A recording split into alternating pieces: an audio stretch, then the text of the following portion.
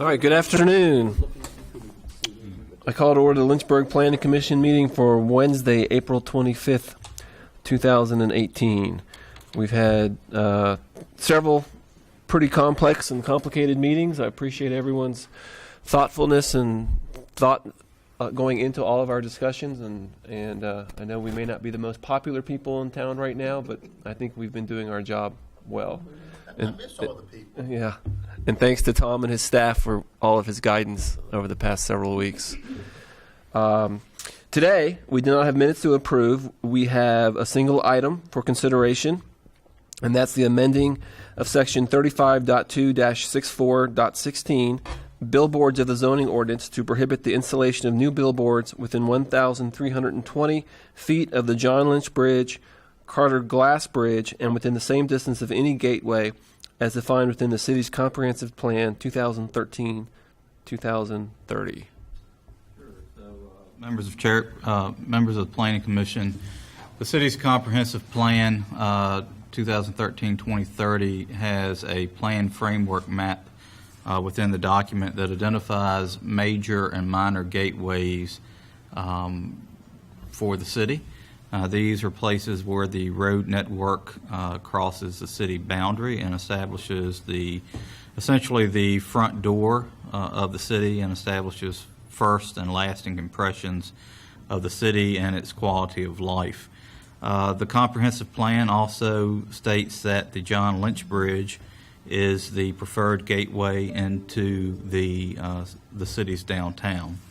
On March 28th, city staff came to you and discussed ways of protecting these gateways. The most pressing issue for us right now is that of billboards, and that's why we're talking about that today, is trying to protect the gateways from the installation of new billboards. And if you just look at, if I can find it, this view of coming into the city, you can see the beautiful skyline that the city has. There's actually some property in this area here that is actually zoned for billboards. And if you could picture a digital billboard and what effect that would have on the city's gateway and the investment that's been made into downtown, it would, in our opinion, be detrimental. I have sat down with representatives from McBride Sign Company and Lamar Advertising and went over the proposals with them last week. They did not have any problems with it. They thought that protecting the gateways was reasonable, and actually their comments were that the city is kind of getting saturated with billboards anyway. They were very appreciative of the digital billboard ordinance that was passed a year or so ago. So they had no problems with this, and that's more than likely why you don't see them here today. So with that, the way the ordinance is drafted, and this is the map that was in your packet, establishes a buffer area of 1,320 feet, which is a quarter mile, and does that around the gateway points that were shown on that plan framework map, but also creates a new point. The only new point that was created was right here at Oddfellows Road, the new interchange, because that's going to be a new gateway into the city. So 1,320 feet from those points, but also 1,320 feet from the perimeter of the John Lynch Bridge and the Carter Glass Bridge. So actually, when you start looking at it, the red dots are the existing billboards. This would not require any existing billboards to go away. It would just prohibit the installation of new ones. When you actually get down and start looking at it, the only places where the new billboards could have been constructed anyway would be in these areas here along Grays Mill Road, and essentially they couldn't be installed there because if you zoom in on this area, you can see that the scenic corridor, which is this, extends across that frontage, and billboards are prohibited in the scenic corridor anyway. There is an area here. This is Enterprise Drive. coming in off of 221. The billboard companies that I spoke with weren't concerned with that, but again, this is protecting the gateways long term. And then all the other areas are essentially not zoned for the billboards. So the greatest area and really the main area that we're interested in protecting right now, the most pressing issue, is right here around downtown in the John Lynch and Carglass Bridge. Theoretically, we're only looking at about 6 billboards that are currently, I mean, the existing billboards, there are only 6 of them that would quote-unquote be out of. Correct. And we're There's not going that to take those, so that we'd be looking at those to be taken down and replaced over time. It'd be an attrition battle. Right, and they don't have to come down. They could rebuild them. Correct. We're just trying to prohibit the construction of new New ones. billboards within these areas. Tom, can you zoom in on the two bridge part? I just trying to picture what billboards are there now. So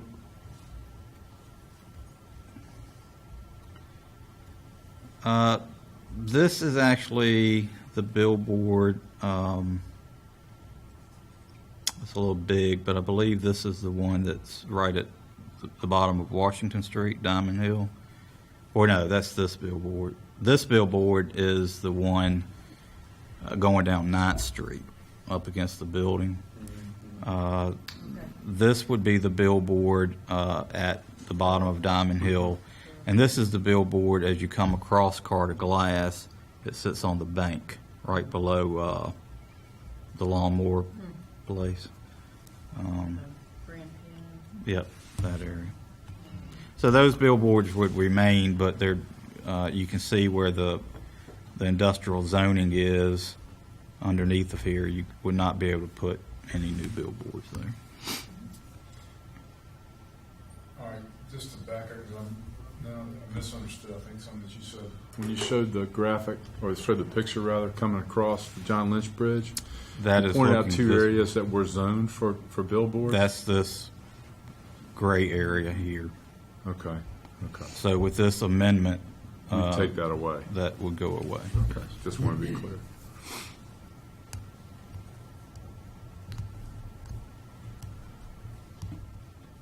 Well, this is a public hearing item, so do we have members of the public who would like to speak either in favor or against?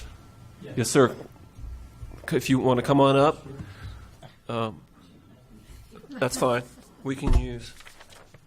Okay, I'll just get his name and. We'll do that. Okay, we'll do that and- afterwards. And put it on a sign-in Great. sheet. Thank you. I normally have one, I'm sorry. Wait, right. Can I get your name? Sure. Mr. Chairman, my name is Proctor Harvey. I am a registered landscape architect, site planner, and land planner. I have served on your commission. I served for 9 years on the planning commission. And I know it's a thankless job sometimes. And I seem to be the lonely person up here. But when I served on the planning commission, we passed the overlay zone, especially on the expressway, which kept billboards away. You know, they're, to me, unattractive. They do serve a purpose. There are plenty of them on the expressway. My office, which I own, is on the corner of 9th and Jefferson in the Riverviews building. Every time I come down 9th Street, I've got these beautiful buildings. I'm looking at the fountain. I've got a billboard which blocks the view of some attractive buildings. Granted, they're old. I would love to have that come down. I'm here to tell you that I feel very strongly that billboards are those that are here. We know we can't do anything with them except through attrition. But I would strongly urge you to not allow any additional ones. And obviously, it sounds like from Tom's report that the billboard people are not pushing for them. But I think it's a great step to remove any of those areas that are possibly available for billboards. In my own experience, we traveled in a direction down through North Carolina, and they had a billboard ordinance, and they decided council or the powers of the state did not renew it. And on midnight of that night, billboards were going up the very next day. They knew something was up, and they put up 20 billboards. Anyway, that's my feeling. I come from a design background and a planning background, and I'm from Lynchburg. I was born and raised here, lived most of my life here, and I want to see our city stay clean and attractive. Great. Well, thank you, sir, for your input and for your previous service. Sure, and thank you all. It's, I know what it's like. I'll go ahead and fill this out and hand it back to you. And Tom, there's no consideration of the 6 billboards that would be in so-called violation if they were to be. They're non-conforming now anyway. Yeah. So they would be able to be rebuilt under their non-conforming status. Again, this is just preventing the construction of new billboards in these areas. Right.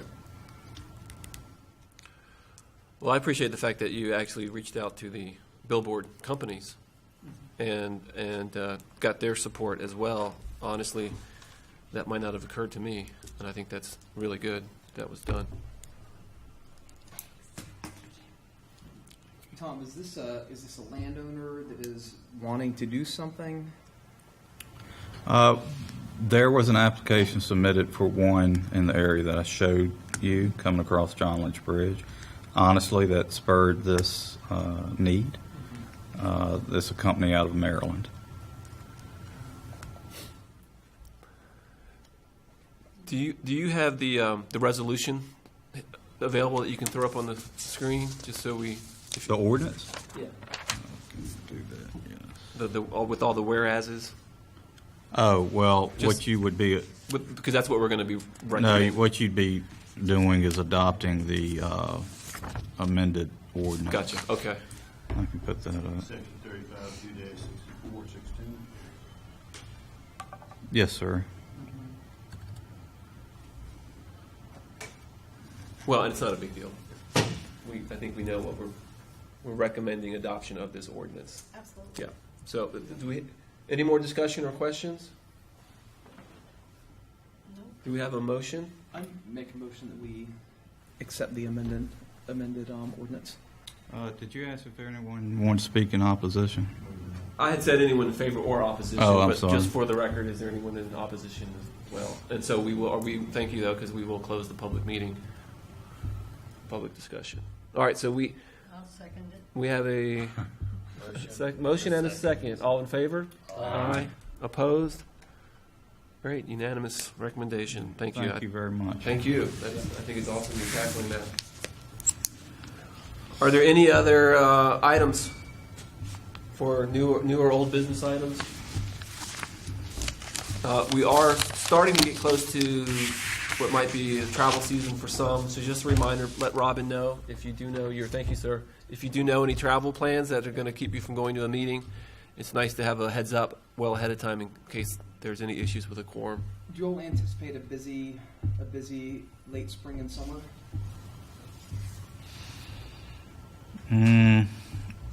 Well, I think we're good up until June.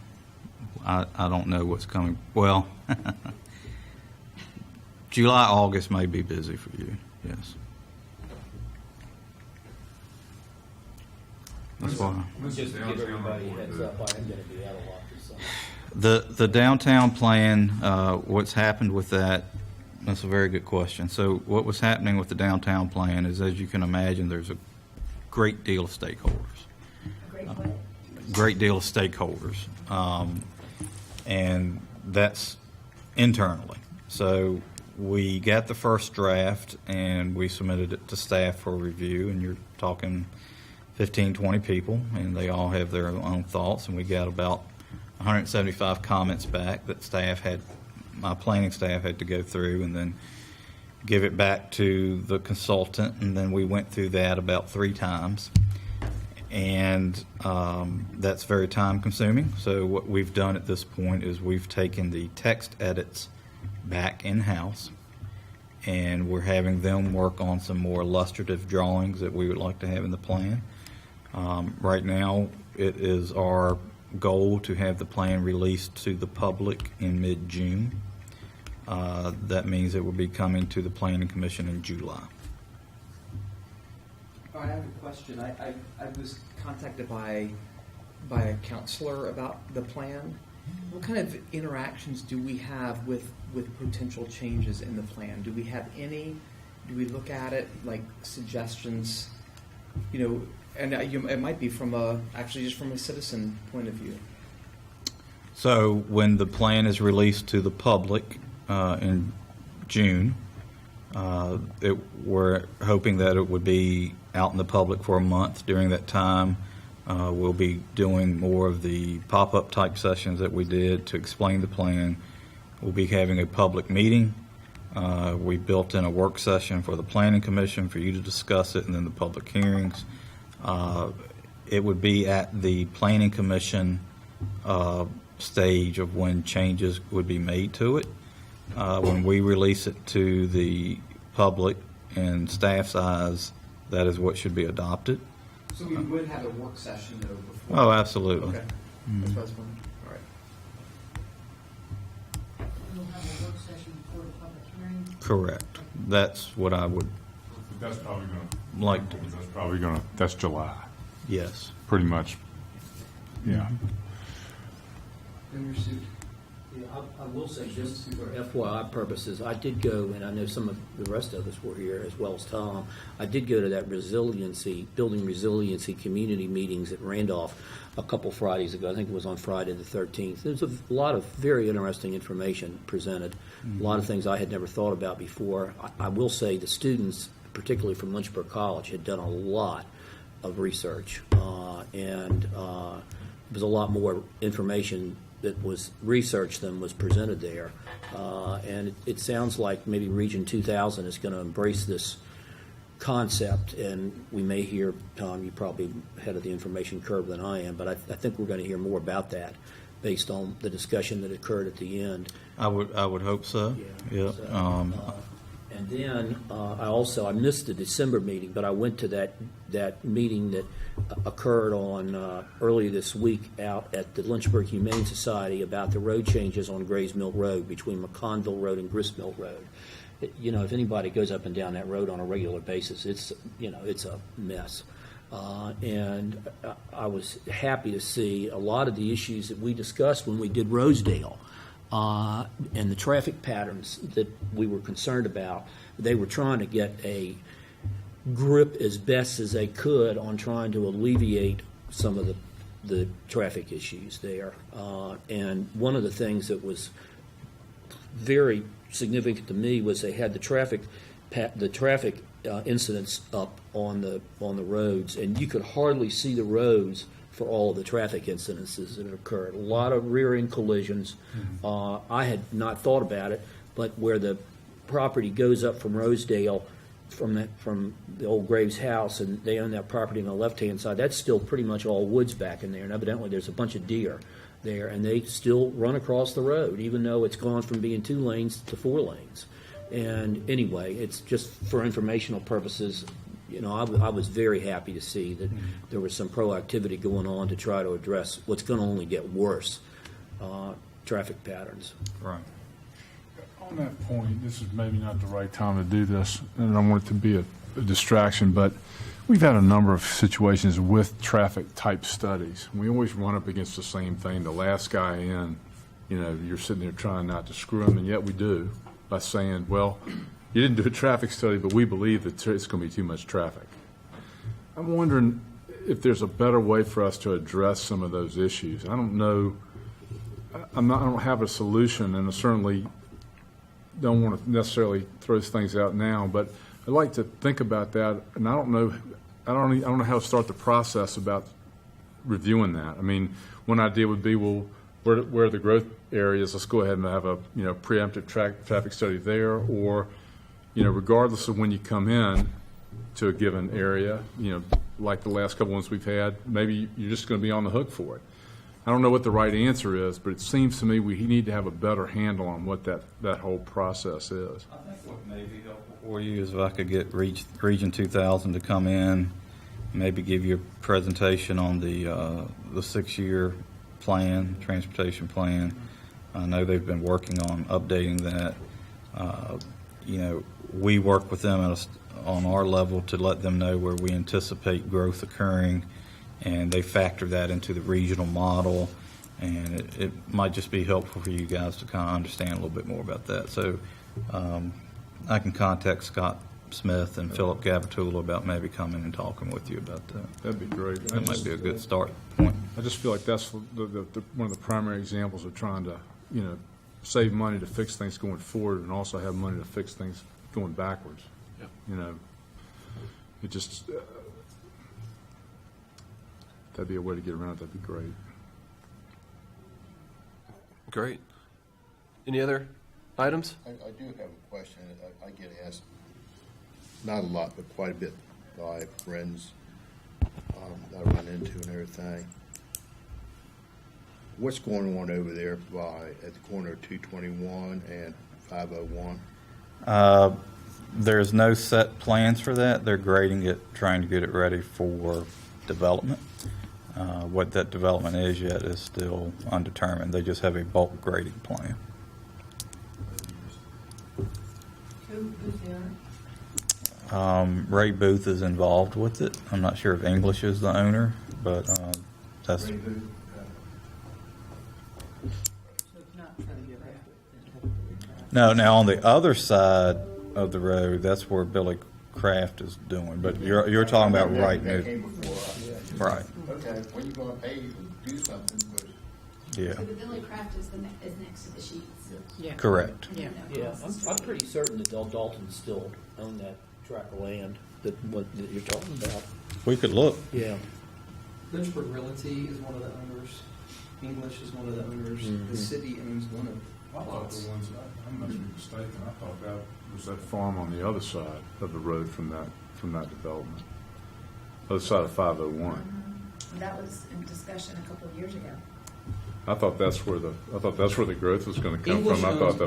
owns land on both Both sides sides. of Yeah. 501. That's what I thought. They owned 60 acres or so on one side, and then smaller property behind Wilco and English, Oh, okay.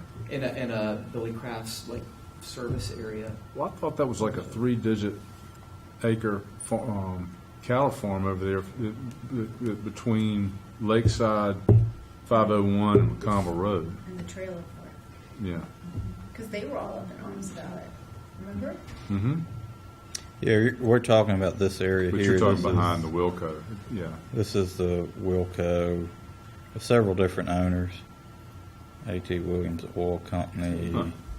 we own it. This is Lynchburg Realty, Quarry Road Properties, Lynchburg Realty. Yep. But this is where the majority of the grading is occurring here. And then They've actually aggregated some of that. this That was is, ownership. this area is the Billy Kraft new Right. dealership here. Right. And this is going to be a fueling station for trucks. Huh. it's already there. That's For right whose there trucks? now. Pretty much close to finished. Anybody knows about Frito-Lay? Yeah.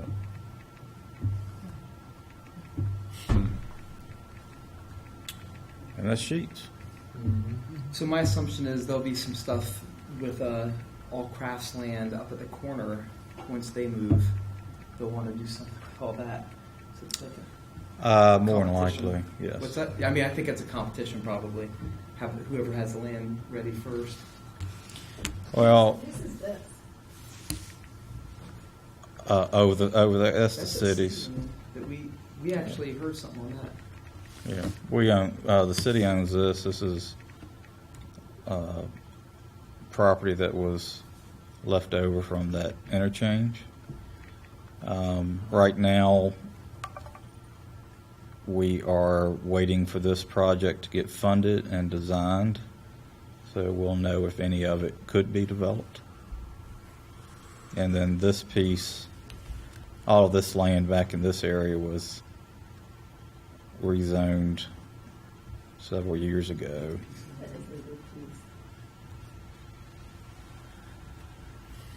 Yeah. You've got a lot of vacant B5 land in here. So this is obviously a an area to keep our eyes on as it develops. But the interesting thing about it is when the one-way pairs are built, this will be, yeah, so you'll only be able to go what I'm calling, it's actually going north on the map, but you're actually going south, but, you know how that goes. One side, so one will go one way. One will go this way, and this will go back towards the. Interesting. That's not 501? It will connect, this will come in and connect into 501 here. Right.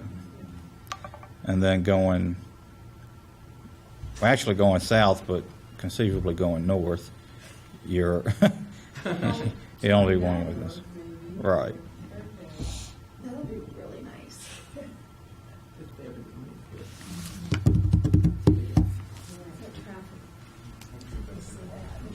They missed the tears in the. Any other items? Motion to adjourn? Second? All in favor? Aye. Opposed? We are adjourned. Thank you all I was talking to this guy at VDOT.